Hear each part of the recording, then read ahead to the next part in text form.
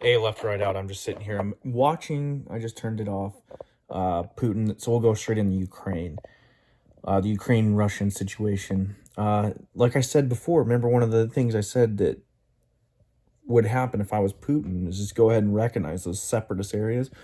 Well, it looks like he's set to recognize Donbass as whatever, either part of Russia or a separate spot place or whatever. That's easy because there's a lot of Russian peoples there. So it looks like he's going to do that. He's in the middle of a conference right now, which is pretty interesting to listen to. I probably should have waited to do this and listen to the rest of it, but he's talking about NGOs and a number of other organizations that are working within Ukraine that are not necessarily looking out for its best interests, which I've talked about before. Maybe not specifically NGOs, but just how the West now calling all these, creating smoke where there's no fire, pretty much, which is hindering it economically and causing kind of a run in the country of sorts. But we'll see what happens. What I don't know if I talked about this last time, but the separatist leader, he was pulling out women and children because shelling was going on. So there is a war going on over there. It's on the eastern part in Donbass and Duask, however you pronounce it, and then of course Crimea was part of that whole deal. But there's escalating tensions over there now. It's always been kind of like, or it's been like that for a number of years. But they took out civilians and or women and children specifically. And I know there's a number of areas there. They were calling all military-aged men to come into the offices and I guess sign up, kind of like a draft. So that is very interesting. That's going on right now. We'll see if the West, us, how they take that. I mean, this could be that provocation that they're looking for to put some kind of sanctions on. But I think we've been poking at this bear. There's nothing there. The Ukrainians are asking for the intel that we supposedly have, but apparently we're not giving it to them. I never quite understood. The Ukrainians are still open to talks. We're over here. I don't even know what's going on. It's a disaster area, and it's like almost like they can't pretend to do this anymore, so they're just like haphazardly just like pushing forth to try to stoke these powers into some kind of war. But we'll see what Putin does. Putin's a strong leader, and I'm not saying that he's a saint or anything, because he's obviously got a lot of skeletons piled up around him, and I was saying Russia's a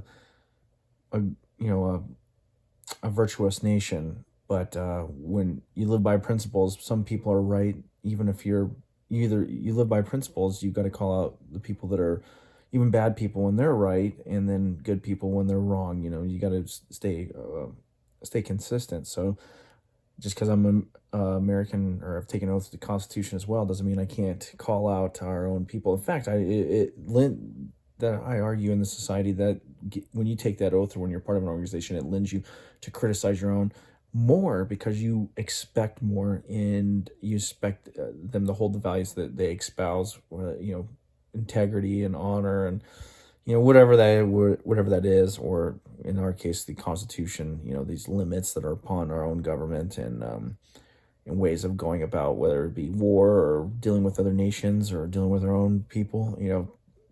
But anyway, that's what's going on right now in Ukraine and Russia. We'll see what the West does. Supposedly there's some kind of trilateral talk. I keep seeing headlines of Biden and Putin. I couldn't imagine what that conversation, because Biden can't put two sentences together, hardly, that are coherent or well thought out. And supposedly Kamala Harris is supposed to be involved in this. This is just a complete disaster. I don't see any strength there. I don't see any real leadership. I mean, if I was Putin, this looks like a clown show. So might as well just recognize Donbass. And you don't even have to go to Kiev. Screw that. I mean, mess around with these little Western nations. No, just take what you was already pretty much yours, because these guys share the common culture, they share the language, they want to be Russian, or they are Russian, they want to be part of Russia, though. Just recognize them, and you got a little extra land mass, and no worse for the wear, and hopefully, and some of the conflict that's going on there and some of the killing, it makes sense in his. It's good play. In fact, I think that they played right into his hands. The West, they dealt with this whole area over the when Obama was in there. He kind of did some illegal things. I'll just put it out there. And then when Trump was in there, he kind of had this agreement with Putin, like a kind of a mutual respect thing. And now we got Biden, and they're just poking at this bear. Biden's just like falling all over himself. Well, he's fallen all over himself on a number of other policies. But I'm going to leave it there. I'm going to throw in another video because there's some other, in my opinion, a more pertinent issue that's going on over here on this hemisphere of the world. Anyway, peace.